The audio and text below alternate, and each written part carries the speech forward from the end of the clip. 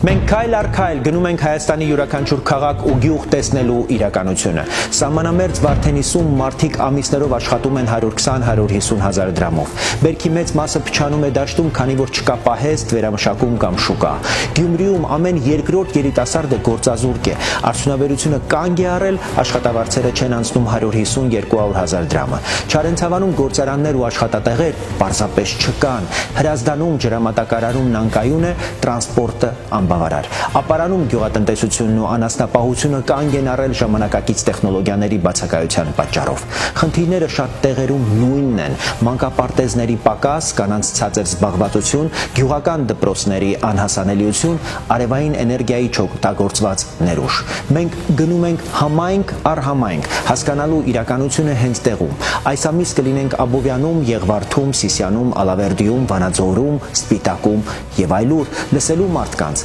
եւ միասին գտնելու լուծումներ աշխատատեղերի, ենթակառուցվածքների, կրթության եւ այլ ոլորտներում։ Գրեք ներքևում, ձեր համայնքում ինչ խնդիրներ եք տեսնում, ինչ լուծումներ եք առաջարկում։ Ձեր ձայնը կարեւոր է, այն կդառնա մեր հաջորդ քայլերի հիմքը։ Միացեք այս նախաձեռնությանը, միասին փոխելու